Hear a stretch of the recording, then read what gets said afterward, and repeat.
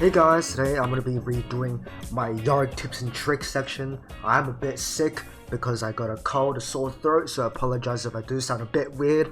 I noticed watching my old tips and tricks, I sound like a demotivated horse. So now I'm going to pump it up, give you some action, give you some more tempo. Let's just get straight into the business. And also, yes, this is the current best build in Yorick.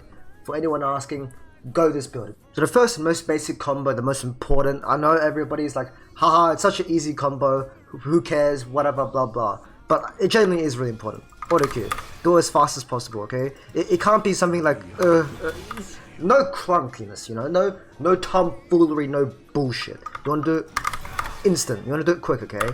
The faster you can do it, the more damage you push out, and also obviously it goes on cooldown earlier, so you can put out another Q earlier. Now the next combo is Auto QW. The reason Auto QW is a combo is because of the fact that W has no cast time. So what I mean by that is you can just do it anytime you want, and it gets casted as your mid animation of another skill. So I can like W or something like that, WQ, WE, and WQ. So WQ is just a really fast combo. Now the next combo, and the most important combo, I use it every single game. This is how I engage, and this is your bread and butter.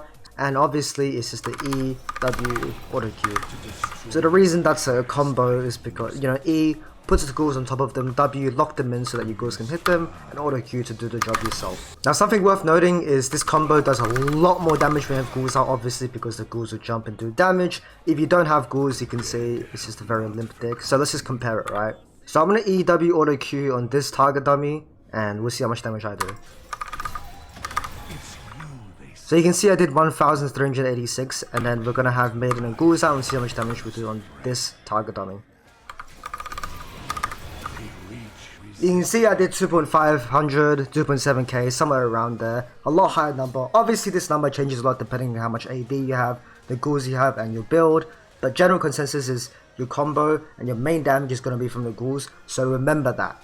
Another really important combo is a E, Auto, W, Q, and Ignite. And you ignite right before your Q hits. The reason why this is a combo is because Ignite synergizes with Conqueror and stacks it up. And because of this, you can do some really big damage and cheese it out.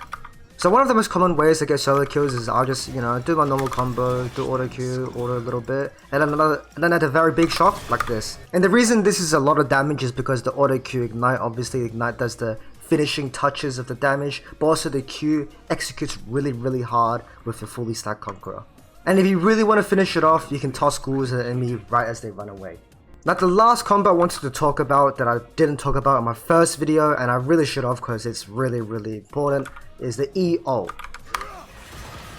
And the reason this is a combo is because when you summon Maiden, it spawns ghouls, and because you eat them in the first place, it guarantees the ghouls to jump towards the enemy unless they're out of range. So something very common I'll do is I'll walk around and I'll fish for E, obviously, right? And if I miss my E, oh whoopsies, then I don't bother ulting. But as soon as I land an E, right, boom, ult, guaranteed damage from ghouls and jump. Really important combo. Another relatively important Yorick combo that I don't utilize too often, but I might sometimes do in a niche situation, is a W, E, and an Auto Q. The reason this is a combo is because it pretty much guarantees the entire kit. So for example, right, my ghouls and Maiden are hitting this target. If I switch into this target though, my ghouls still aren't hitting it. So what I can do is W to lock this person in, and then E, and I pretty much guarantees the E because they're in the box. Now that we got the most bread and butter combos in Yorick down, we can start doing Prowler's Core combos. So the first combo is the standard E Prowler's Auto WQ. A lot of Yorick mains think the combo is like an E, Prowler's Auto Q, W Ignite or something, and that is the maximum combo damage because of the fact that when you Prowler someone you get increased damage amp. However, the E Prowler's Auto Q combo is much more efficient, much easier to do, and you basically go in as your ghouls jump. So let's do it, right? You can see all my ghouls jumping, and that's just maximum damage. It's more instantaneous, and Prowler's E is a lot more stumpier because obviously you have to go through the entirety of the Prowler's animation before you can E. Meanwhile, if you E Prowler's, it's just a lot faster because the ghouls are jumping as you are jumping. Obviously, the faster you can do this combo, the better it is. Try to get good at it, and you'll be rewarded very nicely. Another thing worth noting is that you can also E Prowler's Auto W Ignite, and you get fully stacked Conqueror instantly because of the fact that Ignite gives you Conqueror stack. Prowess gives you Conqueror stack, and obviously you auto Q, right? Now the combo I was talking about earlier, obviously, is the Prowess E auto Q.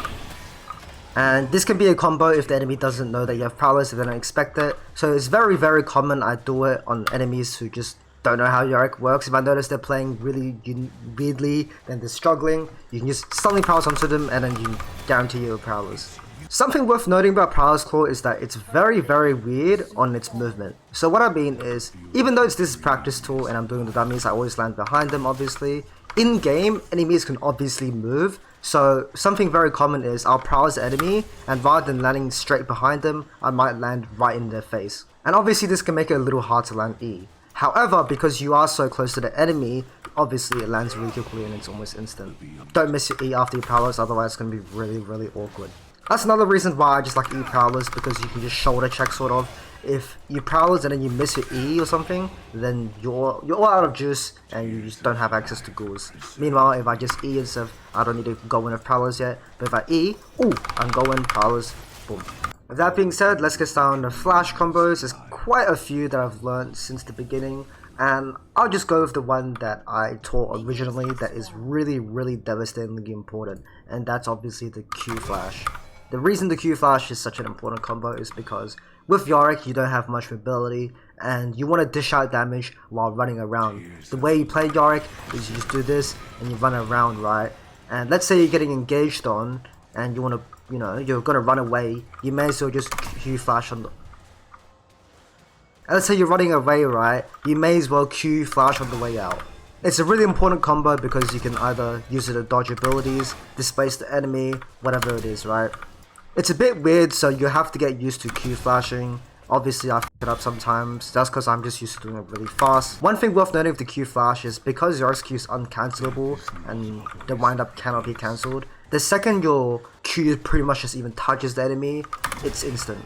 Now another flash technique that you can do is the E flash. So you might be thinking, E flash? You can't do it. You can't do an E flash, you can't extend the range of it.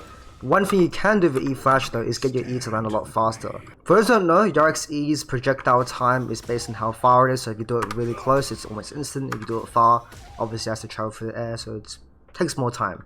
So what you can do with E flash is that you can make the travel time lower, right, because you're closer to the enemy. So you can see E, pretty slow, relatively slow. But with E flash, it's almost instant, right? I don't really use this combo that often, but it is something worth knowing because it can sometimes help you get a kill or secure something. For example, if the enemy is running away and obviously your E can't make the distance, then you can go for E flash and boom, really quick, unreactable. Now the two last combos are power combos and they're pretty niche, but it's a fun little thing. So what you can do with flash with Prowess is you can go for E flash Prowess or Q. And the reason this is a nice little combo is you can go for max range E's and you'll be able to catch up really quickly. So if I E and then Prowess here, right, obviously it takes time. But if I go for E Prowess Flash, I obviously can do it a lot faster. So do it like this, boom, super quick. Now this last combo, it's not even worth knowing, but it's a pretty funny thing that I've always wanted to try out but never had really the time to use it. And that's the Prowess Flash. So what you can do with Yorick, and just I think every champion in general, is you can Prowess, and while you're mid animation of Prowess, you can flash. The timing is really iffy. I honestly can't do it like that consistently. You have to Prowess and then pretty much instantly flash, which is kind of pointless. But you can't flash instantly, else it gets cancelled. Honestly, I don't know what the hell you're gonna use this combo for. The only reason you're gonna ever use it is for style points, and honestly, if you're a Yorick player, that's pretty stylish if you're doing this. Not only do you have Prowess Claw, you're just Prowess flashing Giga Chat. Ooh.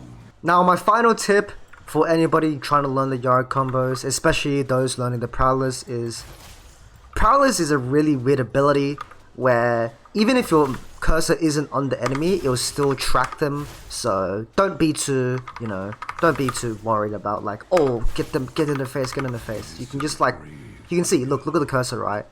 It's not even near this target dummy. With that being said, I wish everyone the best of Yorick combo learning. Remember to check out my twitch.tv/slogdogs. I stream Yorick almost every single day, and if you struggle with any Yorick combos or have any questions, feel free to ask. And if you just want to watch some really good Yorick gameplay, go to 9. If you just want to watch some really good Yorick gameplay, obviously there's no better channel to watch than me and the Korean Yorick Guide.